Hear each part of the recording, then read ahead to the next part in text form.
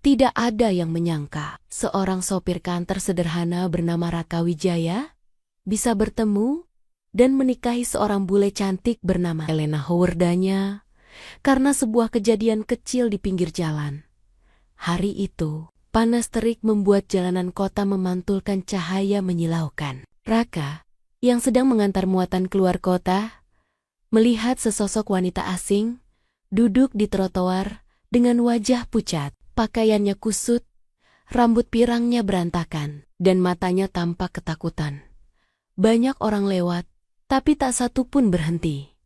Raka tidak tega. Ia menghentikan truknya, turun, dan mendekat. Saat itulah hidup mereka berubah selamanya. Elena nyaris pingsan karena lapar. Tasnya hilang dicopet, dompet dan ponselnya lenyap. Ia benar-benar sendirian. Tak punya tempat tujuan. Raka memberinya nasi bungkus. Elena makan sambil menangis. Yang Raka tidak tahu, pencopet yang mengambil tas Elena ternyata bagian dari sindikat yang mengincar turis. Dan mereka belum selesai mencarinya. Raka, tanpa ragu, menawarkan perlindungan. Ia membawanya ke penginapan sederhana, membayar semua biaya, dan tidur di ruang tamu untuk memastikan Elena aman. Sejak malam itu, kepercayaan mulai tumbuh.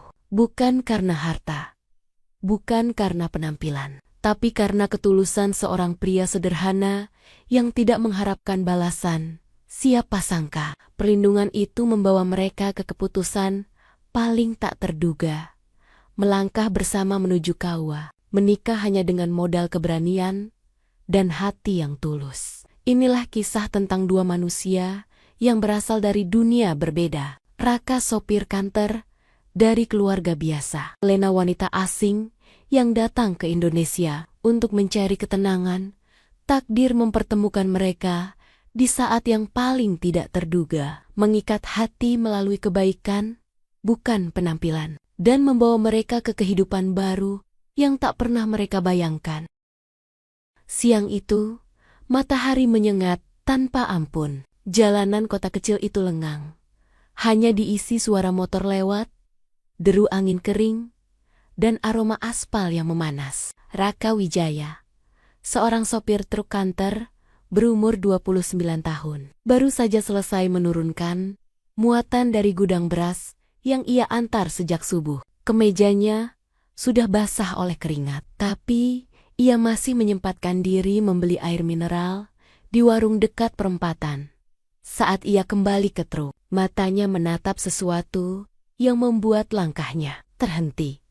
Di sisi jalan tepat di bawah papan reklame yang sudah luntur seorang wanita asing duduk terkulai. Rambut pirangnya kusut, wajahnya pucat, dan bibirnya kering seakan lama tak menyentuh air. Celananya kotor oleh debu trotoar, dan matanya tampak merah menahan tangis. Ia seperti orang yang sudah menyerah. Raka memerhatikan sekitar. Orang-orang hanya berjalan lewat. Ada yang melirik, ada yang cuma menunduk, tapi tak satu pun berhenti menanyakan kabar. Kasihan banget, gumam Raka lirih. Hatinya gelisah. Ada sesuatu yang mendorongnya mendekat. Ia menurunkan tas kecil dari pundak, mengambil satu bungkus nasi yang belum ia makan sejak pagi, dan perlahan berjalan menghampiri wanita itu. "Miss, are you okay?" tanya Raka dengan suara hati-hati. Wanita itu mengangkat kepala, sorot matanya kacau dan penuh ketakutan.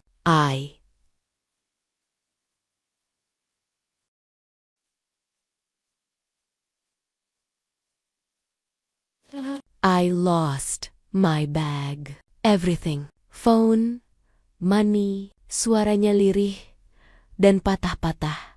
"Namamu siapa?" tanya Raka lembut. Elena. Elena Howard. Ia berusaha tersenyum, tapi bibirnya gemetar. Raka berjongkok dan membuka bungkusan nasi. "Kamu lapar? Makan dulu." "Gak apa-apa. Ini buat kamu." Elena memandang nasi bungkus itu lama sekali. Seolah tak percaya seseorang di tengah panas seperti ini masih punya hati untuk membantu. Ia menerimanya dengan kedua tangan yang gemetar. Thank you, so much, katanya sambil hampir menangis. Ia makan perlahan, sesekali berhenti untuk menahan air mata. Dari dekat, Raka baru menyadari betapa lelahnya ia. Rambutnya kusut seperti terkena angin seharian, wajahnya merah tersengat matahari, dan tangannya kotor akibat terjatuh di jalan. Raka duduk di samping trotoar, jaraknya agak jauh, agar tidak membuat Elena merasa terancam. "Kamu kehilangan tas di mana?" tanya Raka. "Terminal, someone pushed me. Then, my bag was gone. I tried to look for help but no one believed me. They just told me to go to police, but I have no phone. I don't know the way." Raka menarik napas panjang. Ia membayangkan betapa menakutkannya berada di negara orang tanpa uang, tanpa identitas, dan tanpa kenalan. "Kalau boleh tahu, kamu sudah berapa lama duduk di sini?" Elena mengusap air mata. 2 hours. 2 hours. Maybe more. I don't remember. Astaga, 2 jam duduk di bawah matahari? Tak heran ia hampir tumbang. Elena berusaha berdiri, tapi tubuhnya limbung. Raka refleks menangkapnya. Sebelum ia jatuh, pelan-pelan. "Kamu pingsan nanti," kata Raka sambil menopang lengannya. Elena memandang Raka dengan mata yang sayu. "You are the only one who helped me." Raka tersenyum kecil. "Ya udah, ikut saya. Biar saya bantu. Kamu butuh tempat buat istirahat." Elena ragu sejenak. Tapi keadaannya memang tidak memungkinkan untuk berjalan sendirian. Where are we going?" "Ada penginapan kecil di sebelah pasar. Gak bagus-bagus amat, tapi aman. Kamu bisa istirahat dulu." Elena menggigit bibir, pikirannya tampak berputar. "You don't know me, but you help me. Why?" Raka menatap Elena, mencoba meyakinkannya dengan kejujuran. "Karena kamu lagi kesusahan, dan kalau saya yang kesusahan, saya juga pengin ada yang nolongin." Elena terdiam. Kata-kata sederhana itu terdengar lebih tulus daripada semua omongan orang-orang yang ia temui sejak pagi. Raka membantu Elena naik ke kursi penumpang truk kenternya. Truk itu bukan kendaraan mewah. Interiornya sederhana dan penuh bekas kerja keras. Tapi bagi Elena, kabin itu terasa seperti tempat paling aman hari itu. Di perjalanan, angin semilir dari kaca jendela membuat Elena sedikit tenang. Raka mencoba mencairkan suasana. "Kamu dari negara mana?" "Germany. I came here for a short trip, to refresh my mind." "Oh, liburan. Kind of. My parents are divorcing. I just needed some space." Raka mengangguk. Hatinya makin iba. Tiba-tiba Elena menunduk, menahan sesak. "I just wanted to rest. But now, everything is gone." Raka meremah setir, mencoba mencari tenaga untuk menenangkannya. "Tenang, selama sama saya, kamu aman." Elena memandang Raka lama sekali. Pandangannya berubah. Ada rasa percaya kecil yang mulai tumbuh sesampainya di penginapan. Raka membayar kamar sederhana untuk Elena. Pemilik penginapan memandang mereka dengan tatapan penasaran. Tapi Raka tak peduli. Saat Elena hendak menutup pintu kamar, ia berbisik, "Raka, thank you." "Really?" Raka hanya tersenyum. "Istirahat dulu, nanti malam saya cek kamu lagi." Elena menutup pintu. Untuk pertama kalinya sejak kehilangan tasnya, ia merasa aman. Yang Raka tidak tahu keputusan kecilnya hari itu akan mengubah seluruh hidupnya. Raka baru saja keluar dari kamar Elena ketika pemilik penginapan, Pak Anto, memanggilnya pelan dari balik meja resepsionis. "Mas Raka, sini sebentar." Nada suaranya serius. Raka langsung merasa ada yang tidak beres. "Ada apa, Pak?" tanya Raka sambil mendekat. Pak Anto menurunkan suaranya. Barusan ada 2 orang datang. Nyari bule pirang yang hilang tas. Katanya bule itu punya urusan sama mereka. Raka langsung merinding. Mereka ciri-cirinya gimana, Pak? Yang satu kurus banget, tato ular di leher. Yang satu lagi gendut, pakai jaket hitam. Dari cara ngomongnya, kayak orang yang gak bisa dipercaya. Raka langsung tahu itu bukan pencopet biasa. Kalau sampai mereka menanyakan Elena ke penginapan, berarti mereka mengikuti jejak sampai ke sini. Dia nanya Elena doang? Atau tanya Raka? Lebih dari itu, jawab Pak Anto. Mereka nanya, siapa yang nolongin? Mereka bilang, bule itu punya barang penting di tasnya. Raka mengernyit. Barang apa? Barang apa? Pak Anto menggeleng. Saya juga nggak tahu, Mas. Tapi cara mereka ngomong, kayak memaksa. Raka mencengkeram erat gagang tasnya. Tubuhnya terasa panas. Ia sadar, Elena jauh lebih dalam masalah daripada yang ia pikirkan. Raka kembali ke kamar Elena tanpa menunggu lebih lama. Raka langsung naik tangga menuju kamar Elena. Ia mengetuk pelan. Elena, ini Raka. Boleh buka sebentar? Pintu terbuka perlahan. Elena muncul dengan wajah lelah. Rambut masih berantakan karena ia baru saja memejamkan mata sebentar. Yes, something wrong. Raka masuk dan menutup pintu. Ia berbicara hati-hati agar Elena tidak panik. Elena, sepertinya orang yang mencopet kamu tadi lagi nyari kamu. Elena langsung pucat. What? Why? Why would they look for me? They already took my bag, right? Raka menarik napas panjang. Aku belum tahu. Tapi 2 orang barusan datang ke penginapan ini, nanyain kamu. Elena memegang dadanya, napasnya gemetar. Raka, I'm scared. Raka mendekat dan memegang bahunya, mencoba menenangkan. Kamu tenang dulu. Selama di sini, aku jagain. Elena menatap Raka lama, matanya berkaca-kaca. Ketakutan di wajahnya bukan ketakutan biasa, seperti seseorang yang merasa hidupnya benar-benar terancam. Raka mengambil keputusan karena tahu sindikat itu mungkin masih berkeliaran. Raka mengambil langkah cepat. Elena, aku tidur di ruang tamu luar, tepat depan pintu kamar kamu. Kalau ada orang nyari, aku yang hadang pertama. Elena terkejut. You will sleep in front of my door. Raka tersenyum kecil. Ya, kamu butuh rasa aman. Elena hampir menangis. Raka, you don't even know me. Why would you do that? Jawaban Raka sederhana, tapi jujur. Karena kamu lagi sendirian. Dan kalau aku biarin kamu sendirian, kayak gini, aku bukan manusia. Elena menutup wajahnya. Air matanya jatuh, tapi ini bukan air mata takut. Ini air mata lega. Malam yang panjang malam itu, Raka duduk di kursi kayu depan kamar Elena. Ia mematikan lampu luar agar tidak menarik perhatian. Hanya lampu temaram dari koridor yang menyala. Ia menggulung jaketnya sebagai bantal dan bersandar di balik pintu kamar. Elena tidak bisa tidur. Ia membuka pintu sedikit, mengintip Raka dari celah.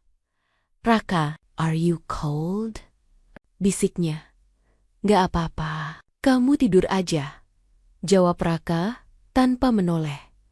Elena menatapnya lama. Ia baru mengenal pria ini beberapa jam. Tapi rasa aman yang ia dapat lebih besar daripada orang-orang yang ia temui seumur hidupnya. Setelah beberapa menit, Elena keluar dengan selimut tipis. Here, please use this. Raka menolak. Udah, kamu aja yang pakai. Di kamar lebih dingin. Elena menggoyangkan kepala. No, you are protecting me. At least, let me give you this. Akhirnya Raka menerima selimut itu. Ada rasa hangat aneh di dadanya. Bukan dari selimutnya, tapi dari perhatian Elena. Ada yang berjalan di koridor Sekitar pukul 1 dini hari, suara langkah kaki terdengar dari bawah. Tidak banyak, hanya 2 langkah berat, lalu berhenti. Raka langsung membuka mata. Ia bersiap. Terdengar suara lirih laki-laki mengobrol. Kamarnya di lantai 2, kata penjaga tadi. Cepet, kita harus dapetin barangnya. Suara itu membuat Raka meremas sandaran kursinya. Ia tahu suara itu bukan tamu biasa. Raka berdiri pelan, mendekati pagar lantai 2, mengintip ke bawah. 2 pria, persis seperti ciri yang Pak Anto sebutkan, sedang menyusuri tangga. Mereka benar-benar mencari Elena. Tengah malam, dalam keadaan sepi, hatinya langsung berdebar. Ia kembali ke depan pintu kamar dan mengetuk 2 kali kode. Elena, bangun, jangan bersuara, bisiknya. Pintu terbuka sedikit. Elena muncul dengan mata ketakutan. What's happening? Orang itu ada di bawah. Mereka lagi naik ke lantai 2. Elena langsung goyah. Hampir jatuh, tapi Raka menangkap lengannya. Stay behind me. Apapun yang terjadi, jangan keluar kamar. Elena menggigit bibir. Wajahnya pucat. Raka, please don't get hurt. Raka tersenyum samar. Tenang, aku cuma sopir truk. Tapi kalau soal melindungi orang, aku nggak pernah mundur. Dan malam itu, di koridor sempit penginapan kecil, dimulailah kedekatan yang tak pernah mereka bayangkan. Suara langkah kaki 2 pria tadi terus terngiang di telinga Elena sepanjang malam. Meski mereka akhirnya turun kembali, karena tidak menemukan kamar Elena Sengstu. Raka yang mematikan lampu luar dan membuat kamar tampak kosong. Ketakutannya belum hilang. Baru setelah suara mobil jauh di luar jalanan menghilang, suasana benar-benar tenang. Raka masih duduk di kursi depan pintu, tubuh condong ke depan, mata terpejam, sebentar-sebentar karena kelelahan. Sekitar pukul 5 pagi, Elena membuka pintu perlahan. Ia melihat Raka yang tertidur dengan posisi tidak nyaman, selimut tipis melorot ke lantai. Rambutnya acak-acakan, kemejanya kusut, dan wajahnya tampak lelah sekali. Namun yang membuat Elena benar-benar tersentuh adalah hal sederhana. Raka tidak pernah meninggalkan posnya. Ia tidak tidur di tempat yang lebih nyaman. Ia tidak pulang. Ia tidak menyerah. Ia benar-benar berjaga semalaman untuk memastikan Elena aman. Elena mengambil selimut dan memakaikannya perlahan di bahu Raka. Langkah kecil itu membuat Raka terbangun. "Oh, kamu sudah bangun?" tanya Raka sambil mengucek mata. Elena tersenyum kecil. "You protected me all night. You didn't sleep." Raka menatapnya dengan ekspresi canggung. "Ya, gimana? Kamu sendirian?" Takutnya orang itu balik lagi. Elena duduk di kursi kecil dekatnya. Tatapannya lembut, tapi penuh beban emosi. "Raka, I don't know how to say this, but thank you. No one ever did something like this for me." Raka tertawa pelan. "Ah, biasa aja itu. Yang penting kamu aman." Tapi tidak semua orang mau melakukan hal biasa itu untuk orang asing, balas Elena pelan. Kata-kata itu membuat Raka diam. Ia tidak tahu harus menjawab apa. Pagi yang canggung, tapi hangat mereka duduk di depan kamar sambil menunggu warung nasi dekat penginapan buka. Suasana canggung tercipta, tapi justru terasa hangat. "Jadi kamu tinggal di Indonesia sampai kapan?" tanya Raka, mencoba mencairkan suasana. Elena menarik napas dalam. "Saya datang untuk 2 minggu. Tapi mungkin saya harus pulang cepat. Setelah kehilangan tas, uang, dan semua kartu identitas, saya tidak bisa apa-apa. Nggak bisa hubungi keluarga." Elena menggeleng. "Phone gone. Semua kontak ada di situ." Raka manggut-manggut, merasa iba. "Kamu jangan khawatir, kita cari cara nanti." Elena menatap Raka lama. "You keep saying we. Why?" Raka tersenyum kecil. Karena kamu gak sendirian. Selama kamu sama aku, kita cari jalan keluarnya bareng. Elena terdiam. Ia memalingkan wajah, menahan mata yang mulai panas. Bagi seseorang yang sudah kehabisan harapan semalam, ucapan sederhana itu terasa seperti selimut hangat. Sarapan pertama bersama saat warung akhirnya buka. Raka membelikan 2 porsi bubur ayam. Elena memegang mangkuk itu dengan hati-hati, menghirup aromanya. "Smells good," katanya. "Cobain dulu, biasanya enak," jawab Raka. Elena makan perlahan, lalu berhenti.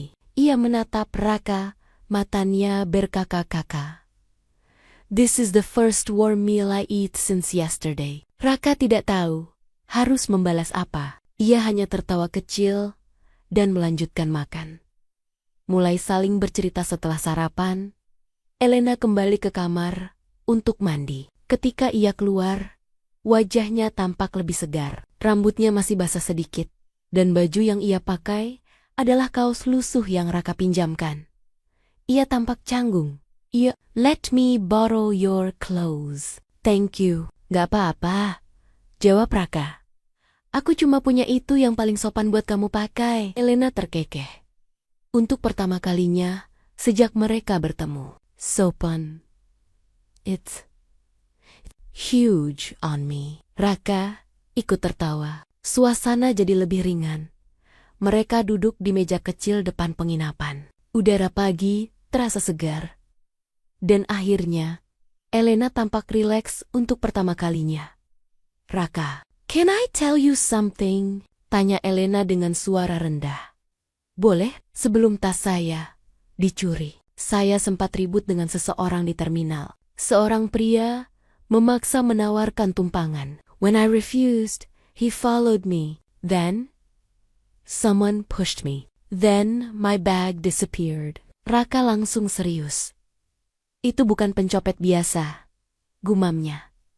"I know." Elena menggigit bibir. "I think they targeted me." Raka mengelus dagunya, menerka. Ia semakin yakin Elena terjebak dalam situasi yang jauh lebih rumit ini, bukan sekadar hilang tas. "Tenang, kamu sama aku sekarang. Kita cari aman dulu." Elena mengangguk. Matanya berkaca-kaca. "And I trust you, Raka." Ucapan itu membuat hati Raka bergetar kecil. Ia tidak terbiasa dipandang sebagai tempat aman bagi seseorang. Tapi entah kenapa, ia ingin menjaga kepercayaan itu. Momen yang mengubah semuanya siang mendekat. Mereka duduk lama, berbicara ringan tentang makanan Indonesia dan perbedaan budaya. Elena tampak mulai bisa tertawa.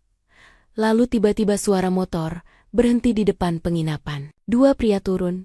Raka refleks berdiri dan memegang lengan Elena. Pria bertato ular dan pria gendut berjaket hitam, mereka yang tadi malam. "Nah, itu penginapan yang kemarin," kata salah satu dari mereka. Elena langsung gemetar. Raka menenangkan dengan suara rendah. "Duduk. Jangan panik. Aku di sini." Saat 2 pria itu melangkah masuk ke lobi, Elena memegang tangan Raka erat-erat. Disitulah momen kepercayaan itu benar-benar tumbuh. Elena percaya pada Raka sepenuhnya, tanpa ragu, tanpa syarat. Dan bagi Raka, itu bukan hal yang bisa ia sia-siakan. Suasana di penginapan tiba-tiba berubah mencekam. 2 pria yang sejak tadi mereka hindari, pria bertato ular dan pria gendut berjaket hitam, masuk ke lobi. Keduanya menatap ke seluruh sudut ruangan seperti sedang mencari seseorang. Raka langsung berdiri dan memblok sedikit area antara Elena dan arah lobi. Meski belum tahu pasti apa motif mereka, instingnya mengatakan satu hal. Mereka bukan orang baik. Elena mencengkram tangan Raka, tubuhnya bergetar. "Raka, what should we do?" bisik Elena. Napasnya tersengal. "Tenang, ikutin aku," jawab Raka dengan suara rendah, penuh kontrol. Raka memandangi celah kecil di sisi koridor yang menuju pintu belakang penginapan. Ia tahu tempat itu karena sering menginap di sini saat bawa muatan. Kita keluar lewat belakang. Pelan-pelan. Jangan lari dulu, instruksinya. Elena mengangguk. Tapi matanya tetap tertuju pada kedua pria itu. Mereka tampak bicara sesuatu pada resepsionis. Menunjukkan foto dari ponsel. Meskipun tidak jelas, Elena bisa merasakan itu foto dirinya. Raka, they really look for me. Suaranya pecah. Aku tahu, makanya sekarang ikut aku. Keluar lewat belakang Raka, memegang tangan Elena, menariknya pelen-pelen, menyusuri koridor samping. Untungnya, penginapan itu punya 2 pintu keluar. Depan dan belakang, yang menuju gang kecil. Baru beberapa langkah, suara berat itu terdengar. Heh, Mas, sebentar. Raka menoleh cepat. Pria bertato ular berdiri di ujung koridor, menatap mereka tajam. Loh, kayaknya saya lihat bule itu deh, kita mau tanya. Bentar, ujarnya. Senyum menyeringai. Elena langsung pucat pasi. Raka mengangkat tangan. Maaf Mas, ini teman saya, ada keperluan penting. Kalau mau ngobrol, nanti aja. Belum selesai bicara, pria itu mulai melangkah mendekat. Udah, sini bentar, kita cuma mau ngambil barang dia yang hilang kok, katanya sambil nyengir. Kata-kata itu jelas tipuan. Raka tahu, Elena harus segera keluar dari sini. Tanpa pikir panjang, Raka menarik lengan Elena. Lari, teriaknya pelan tapi tegas. Pengejaran singkat di gang sempit mereka berdua, berlari keluar lewat pintu belakang, memasuki gang kecil yang penuh jemuran dan pot tanaman warga. Suara langkah 2 pria itu terdengar mengejar dari belakang. Raka menggenggam tangan Elena erat-erat. Cepat Elena, belok kanan. Belok kanan. Elena berlari sekuat tenaga. Meski kakinya masih lemah sejak kemarin, nafasnya mulai berat, tapi ia terus berlari mengikuti arahan Raka. Dari belakang terdengar teriakan, kejar, jangan, sampai kabur. Suara itu membuat jantung Elena hampir melompat keluar. Ia belum pernah merasa begitu terancam. Beruntung, gang tempat mereka berlari mengarah ke jalan raya kecil. Di ujung jalan, terlihat truk kantor putih milik Raka. Naik, Raka membuka pintu truk dan mendorong Elena masuk duluan. Begitu Raka masuk dan menyalakan mesin, 2 pria itu muncul di ujung gang. Yang bertato ular melemparkan sumpah serapah. Yang gendut menendang ember di dekatnya. Namun Raka sudah menancap gas lebih dulu. Truk kantor melaju kencang, meninggalkan mereka menjauh. Elena jatuh terduduk di kursi penumpang, memegangi dada sambil berusaha mengatur pernapasan. Raka menoleh sekilas. Kamu nggak apa-apa, Elena menggeleng sambil menahan air mata. Raka, they were really trying to get me. Why? Why me? Aku nggak tahu. Tapi yang jelas, kamu nggak boleh balik ke kota sekarang. Elena menutup wajahnya, bahunya bergetar. Raka, thank you. You saved me twice. Raka meremas setir, mencoba tetap fokus. Aku belum selesai nolong kamu, Elena. Kita cari tempat aman dulu. Menuju desa Raka-Raka, mengambil keputusan cepat. Membawa Elena ke desanya. Tempat itu terpencil, tenang, dan tidak mudah dicari orang asing. Selain itu, Pak Lurah di desanya dikenal bijak dan bisa membantu menenangkan keadaan. Di perjalanan, Elena terus menatap Raka. Why are you doing this? You don't even know me. I am just a stranger, katanya dengan suara patah. Raka menarik napas panjang. Aku nggak tahu kenapa juga, tapi aku nggak bisa biarin kamu sendirian, Elena. Even if it puts you in danger. Raka menatapnya sekilas. Kadang, kita bukan milih siapa yang harus ditolong. Tapi, hati kita tahu siapa yang nggak boleh dibiarkan sendirian. Elena menunduk. Air matanya jatuh tanpa suara. Di rumah Pak Lurah setelah perjalanan hampir 1 jam, truk kantor memasuki desa kecil yang dikelilingi sawah. Udara lebih sejuk, jauh dari panas kota. Raka memarkir truk di depan rumah kayu besar milik Pak Lurah. Pak Dharma. Pria berusia 60-an itu keluar sambil tersenyum ramah. Loh, Kak, pagi-pagi bawa tamu bule? Raka langsung menjelaskan semuanya, dari tas Elena yang dicuri, hingga sindikat yang mencarinya. Pak Lurah mendengar dengan serius. Setelah selesai, ia hanya mengangguk. Baik, Elena tinggal di sini dulu. Aman, di rumah saya. Kalau nanti perlu bantuan lapor polisi, kita urus sama-sama. Elena menunduk hormat. Thank you, terima kasih. Pak Lurah tersenyum. Kamu sekarang aman di desa ini. Tidak ada yang bisa menyentuh kamu tanpa seizin kami. Elena menatap Raka. Ada sesuatu yang berbeda. Di matanya bukan ketakutan, tapi kepercayaan mendalam. Keputusan tak terduga itu muncul pertama kali sore itu. Mereka duduk bertiga di teras. Pak Lurah tiba-tiba bertanya pada Elena dengan suara lembut, "Kamu percaya sama Raka?" Elena menatap Raka lama. Wajahnya memerah, tapi jawabannya tegas. Yes, I trust him. Pak Lurah tersenyum kecil. Nah, kalau sudah percaya, kamu mau Raka bantu kamu sampai kapan? Elena membuka mulut, lalu menutupnya lagi. Bingung harus menjawab apa. Tapi ia tahu, untuk pertama kalinya sejak datang ke Indonesia, ia merasa punya tempat pulang. Dan dari perasaan itulah, keputusan besar yang mengubah hidup mulai tumbuh perlahan. Pagi itu, udara di desa Rawajati terasa lebih dingin dari biasanya. Kabut tipis masih menggantung di antara pepohonan bambu, dan suara ayam jantan berkokok dari kejauhan. Elena berdiri di depan jendela kamar yang dipinjamkan Pak Lurah untuknya, memandangi sawah hijau yang belum pernah ia lihat sepanjang hidupnya. Ia meraba dadanya, masih terasa debaran ketakutan dari kemarin, ketika dua pria itu mengejar mereka. Namun, di tengah ketakutan itu, ada satu hal yang ia rasakan lebih kuat. Ketenangan saat bersama Raka. Ia menyentuh lengan kaus besar milik Raka yang ia kenakan. Bukan pakaian mahal, tapi entah kenapa terasa seperti pelindung bagi dirinya.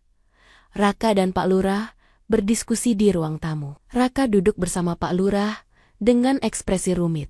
Ia mengaduk teh hangat yang tak ia minum-minum. Pak, jadi gimana? Kita lapor polisi aja dulu? Tanya Raka. Pak Lurah menggeleng pelan. Masalahnya bukan sekadar hilang tas, Kak. Ini ada yang ngincer anak itu. Polisi bisa bantu. Tapi belum tentu cepat. Dan kalau orang-orang itu punya jaringan, bisa-bisa Elena ketahuan lagi sebelum polisi bergerak. Raka meremas gagang cangkir. Saya cuma takut mereka nyakitin Elena. Pak Lurah memandangnya tajam, tapi penuh kebijaksanaan. Kak, kamu sayang sama anak itu? Pertanyaan itu membuat Raka terdiam. Ia tidak langsung menjawab. Ia hanya menatap lantai. Bukan karena ia tidak tahu jawabannya, tapi karena ia takut mengakuinya. Pak Lurah tersenyum tipis melihat reaksi itu. Saya lihat sendiri cara kamu lindungi dia. Orang kayak kamu, kalau udah sayang, bakal jagain sampai mati. Raka tertawa kecil. Terdengar gugup. Ah, Pak Lurah ini. Tapi Kak, saya mau tanya hal yang lebih penting. Pak Lurah mendekat. Kamu siap tanggung jawab kalau Elena milih tinggal sama kamu? Raka menelan ludah. Keringat muncul di pelipisnya. Saya siap, Pak. Elena mendengar percakapan itu, diam-diam tanpa sengaja. Elena mendengar sebagian percakapan itu dari lorong. Tepat saat Pak Lurah bertanya tentang tanggung jawab, Elena berhenti melangkah. Ia memegang dadanya. Entah kenapa, kata tanggung jawab itu membuat hatinya terasa hangat. Raka, pria sederhana yang baru ia kenal beberapa hari. Tapi entah bagaimana, ia merasa lebih aman bersama Raka daripada dengan siapapun sebelumnya. Obrolan penuh kejujuran saat Elena muncul di ruang tamu. Raka langsung berdiri. Elena, kamu udah bangun? Maaf ya, tadi ribut. Elena duduk perlahan. No, It's okay, hening sesaat. Lalu Elena berkata, Raka, can I ask you something? Tanya, apa? If I stay here, would it be okay? Raka langsung menatap Elena dengan mata membesar. Stay di desa ini? Ia hampir tidak percaya.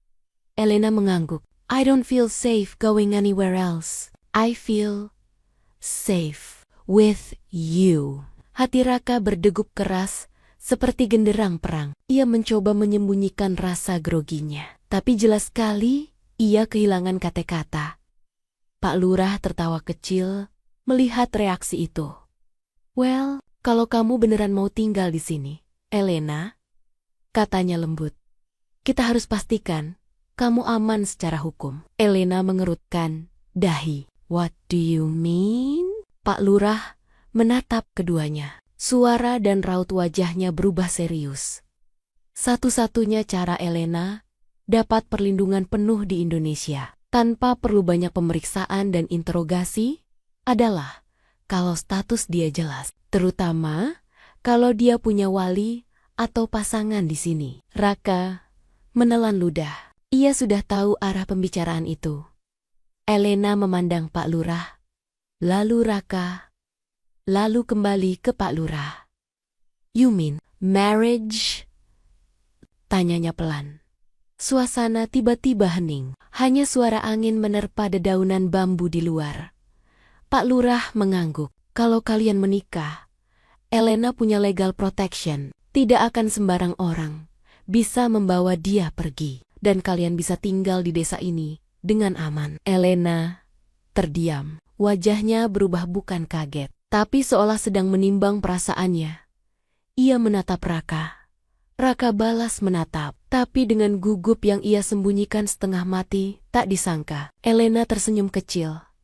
Raka, would you marry me? Raka hampir jatuh dari kursinya. Helena, itu. Kamu yakin? Elena mengangguk. Matanya berkaca-kaca. You saved my life. You protected me without asking anything in return. I feel safe with you. And I trust you. Raka memegang dada. Jantungnya bener-bener hampir copot. Pak Lurah berdiri sambil menepuk bahu Raka keras-keras. Nah, udah jelas toh? Udah jelas toh? Kalau kalian sudah sepakat, kita ke KUA hari ini juga, biar aman semua. Menuju kuas setelah menyiapkan dokumen sederhana yang masih bisa diproses darurat. Mereka naik ke truk kantor Raka. Elena duduk di kursi penumpang, mengenakan kebaya sederhana pinjaman dari istri Pak Lurah. Di wajahnya ada sedikit riasan tipis, tapi cukup untuk membuatnya terlihat berseri-seri. Raka melihat Elena berkali-kali dari sudut mata. Ia tidak percaya bule yang ia tolong 2 hari lalu sekarang duduk di sampingnya sebagai calon istrinya. Elena tersenyum malu. Don't stare too much. Raka langsung merah. Enggak, aku cuma... Ya, aku cantik. Elena menggoda. Raka tersedak batuk. Iya, Elena tertawa kecil. Untuk pertama kalinya, tawanya terdengar lapang, tanpa ketakutan. Ijab kabul yang mengharukan KUA kecamatan sore itu tampak sepi. Hanya mereka bertiga, penghulu dan 2 saksi. Saat Raka mengucapkan kalimat ijab kabul, suaranya sedikit bergetar, tapi tegas. Aku terima nikahnya Elena Howard dengan mas kawin cincin ini dibayar tunai. Begitu kata sah diucapkan. Elena menutup mulutnya, menahan tangis bahagia. Raka pun menundukkan kepala, mencoba menyembunyikan air mata yang tiba-tiba muncul.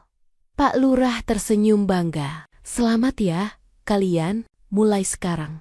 Kalian saling punya. Saat keluar dari KUA, Elena memegang tangan Raka erat-erat. Thank you for choosing me, katanya. Raka menatapnya. Aku yang harusnya bilang itu. Terima kasih, karena mau jadi bagian hidupku. Dan di depan mereka, truk kantor putih itu berdiri tegak. Bukan mobil mewah, bukan kereta kuda, tapi saksi bisu dari perjalanan cinta paling tidak terduga yang pernah terjadi. Setelah prosesi sederhana di kawah, Raka dan Elena pulang ke desa dengan perasaan yang campur aduk. Raka menyetir truk kantor dengan tangan yang sedikit bergetar. Masih tak percaya, hidupnya berubah begitu cepat. Sementara Elena duduk di sampingnya sambil memandang keluar jendela. Sesekali menatap Raka dengan senyum malu senyum seorang istri baru saat memasuki jalan desa. Warga yang melihat langsung melambai. Loh, bule lagi? Sekarang bawa pakai kebaya. Waduh, calon mantu internasional nih. Hahaha, Raka hanya bisa tersenyum kikuk. Elena bingung, tapi ikut tertawa karena atmosfernya hangat sekali. Pak Lurah yang duduk di bak belakang turun lebih dulu dan berkata lantang, "Ini kabar gembira. Mulai hari ini, Elena resmi jadi warga desa Rawajati." Warga langsung tepuk tangan sambil berseru, "Selamat, welcome, Mbak Elena." Sak durunge durung tahu, ono bule sing nikah neng kene. Elena menunduk, tersipu. Ia tak paham sepenuhnya, tapi ia mengerti satu hal. Ia disambut dengan tulus. Hari-hari awal sebagai istri Raka-Raka tinggal di rumah kecil peninggalan orang tuanya rumah. Kayu sederhana, dengan teras kecil, dan halaman berpasir. Elena masuk dengan hati berdebar. "This is your home? Your home?" tanyanya pelan. Raka mengangguk canggung. "Ya, sederhana banget ya." Elena menggeleng, lalu tersenyum. "No, it feels warm." Raka menggaruk kepala. "Kalau kurang nyaman, nanti kita perbaiki pelan-pelan." Elena berdiri di tengah ruangan, menatap dapur yang kecil, meja makan yang agak goyah, dan kamar yang sederhana. Tapi di balik semua kesederhanaan itu, ada satu hal yang ia rasakan kuat, kejujuran yang tak pernah ia dapatkan dari hidupnya sebelumnya. Tanpa disadari, ia meneteskan air mata kecil. Raka panik. "Loh, kamu kenapa? Ada yang gak suka?" Elena menggeleng cepat, tersenyum sambil menghapus air mata. "I'm happy, that's why." Raka terdiam. Itu adalah kalimat paling indah yang pernah ia dengar. Belajar menjadi bagian dari desa hari-hari berikutnya, penuh kejadian lucu dan manis. Elena belajar banyak hal untuk menyesuaikan diri dengan budaya. Desa satu belajar masak di dapur tradisional awalnya. Elena bingung melihat tungku kayu bakar. Where do I turn it on? Button? Switch. Raka menahan tawa. Ini pakai kayu, bukan listrik. Elena pun belajar menyalakan api. Setelah 10 menit mencoba, wajahnya hitam kena asap. Para ibu-ibu yang lihat langsung tertawa. "Aduh, Mbak Elena, kok sampeyan malah gosong? Sini, tak ajari." Elena ikut tertawa malu. Bahasa Jawa. Halus Elena mulai meniru ibu-ibu yang memanggil Raka dengan Mas. Suatu pagi ia memanggil, "Mas, aku Aiso Niki," sambil menunjukkan sayur yang ia potong. Raka hampir tersedak minum. "Kamu belajar dari siapa?" "Ibu-ibu depan rumah," jawab Elena. Bangga. Kebiasaan desa Elena, ikut kerja bakti, menyapu jalan. Ia ikut panen sayur milik tetangga. Ia ikut kumpul ibu-ibu yang suka gosip, meskipun ia hanya tertawa tanpa paham isi gosipnya. Warga desa menganggap Elena cepat akrab. Ia bukan bule yang sombong, ia justru bule yang mau belajar. Pertengkaran kecil pertama suatu sore. Elena mencoba memasak nasi goreng untuk Raka. Ia ingin memberi kejutan, namun ia menaruh cabai terlalu banyak. Saat Raka mencicipi, bruk, ia langsung batuk keras. "Elena, ini pedes banget." Elena panik. "Oh my God. Sorry, I didn't know Indonesian chile is crazy." Raka masih batuk sambil minum air. Tapi Elena malah tertawa keras, sampai kesulitan bernapas. Raka akhirnya ikut tertawa. "Itu tadi Bukan nasi goreng. Itu granat goreng. Elena memukul bahunya pelan. Don't make fun of me. Pertengkaran kecil itu justru membuat hubungan mereka makin dekat. Membuka warung kecil bersama Pak Lurah menyarankan mereka membuka warung makan kecil di depan rumah. Kak, Elena bisa belajar masak. Kamu bisa bantu belanja bahan. Warung kecil itu bisa bantu kalian mulai hidup baru. Raka dan Elena setuju. Warung itu sederhana. Sebuah meja panjang, beberapa kursi plastik, dan papan kayu bertuliskan Warung Raka dan Elena, Home Food with Love. Tulisan with love itu ide Elena. Raka awalnya malu, tapi akhirnya ia biarkan karena Elena memohon sambil tersenyum manis. Lambat laun, warga desa dan orang yang lewat mulai mampir. Bukan karena makanannya paling enak, tapi karena suasana warung itu hangat dan unik. Raka jadi juru masak. Elena jadi kasir sekaligus penyambut tamu. Dan setiap kali Elena mengucapkan, "Terima kasih, mampir lagi ya." Ya, semua orang tersenyum bangga melihat bule itu mencoba berbicara bahasa Indonesia. Dengan logat lucu, warung itu jadi hidup baru bagi mereka berdua. Malam pertama yang tenang suatu malam. Setelah warung tutup, Raka dan Elena duduk di teras. Angin lembut berhembus. Langit penuh bintang. Elena bersandar pelan di bahu Raka. "Raka, I never thought I would find a place like this." Raka menoleh. Tempat seperti apa? "A place that feels like home." Raka menatap Elena lama. Ia memegang tangan Elena dan menggenggamnya kuat. "Kalau kamu di sini, aku juga merasa rumahku lebih lengkap." Elena menutup mata, tersenyum dengan tenang. Untuk pertama kalinya, setelah semua kejadian itu ia merasa benar-benar aman, benar-benar dicintai, dan benar-benar menemukan rumah yang ia cari.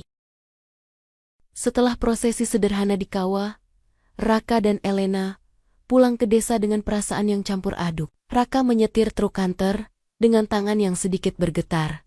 Masih tak percaya, hidupnya berubah begitu cepat. Sementara Elena duduk di sampingnya sambil memandang keluar jendela. Sesekali menatap Raka dengan senyum malu senyum seorang istri baru saat memasuki jalan desa. Warga yang melihat langsung melambai. "Loh, bule lagi? Sekarang bawa pakai kebaya. Waduh, calon mantu internasional nih." Hahaha, Raka hanya bisa tersenyum kikuk. Elena bingung, tapi ikut tertawa karena atmosfernya hangat sekali. Pak Lurah yang duduk di bak belakang turun lebih dulu dan berkata lantang, "Ini kabar gembira. Mulai hari ini, Elena resmi jadi warga desa Rawajati." Warga langsung tepuk tangan sambil berseru, "Selamat, welcome, Mbak Elena." Sakdurunge durung tahu, ono bule sing nikah neng kene. Elena menunduk, tersipu. Ia tak paham sepenuhnya, tapi ia mengerti satu hal. Ia disambut dengan tulus. Hari-hari awal sebagai istri Raka-Raka tinggal di rumah kecil peninggalan orang tuanya rumah. Kayu sederhana, dengan teras kecil, dan halaman berpasir. Elena masuk dengan hati berdebar. "This is your home? Your home?" tanyanya pelan.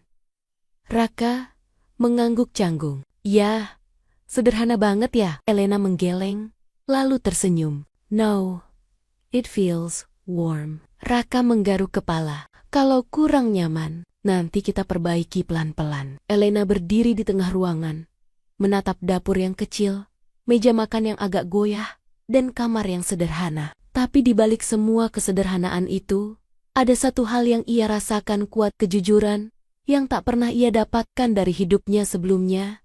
Tanpa disadari, ia meneteskan air mata kecil. Raka panik. "Loh, kamu kenapa? Ada yang gak suka?" Elena menggeleng cepat, tersenyum sambil menghapus air mata. "I'm happy, that's why." Raka terdiam. Itu adalah kalimat paling indah yang pernah ia dengar. Belajar menjadi bagian dari desa hari-hari berikutnya, penuh kejadian lucu dan manis. Elena belajar banyak hal untuk menyesuaikan diri dengan budaya. Desa belajar masak di dapur tradisional awalnya.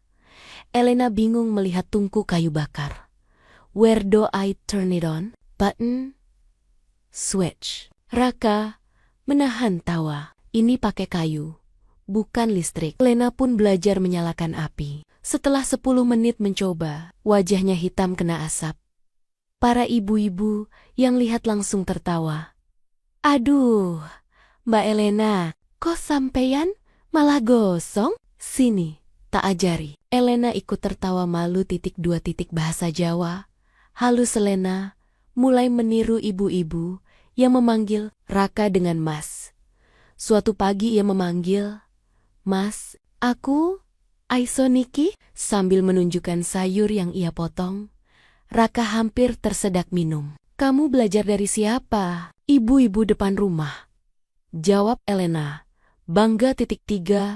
Kebiasaan desa Elena, ikut kerja bakti, menyapu jalan. Ia ikut panen sayur milik tetangga. Ia ikut kumpul ibu-ibu yang suka gosip, meskipun ia hanya tertawa tanpa paham isi gosipnya.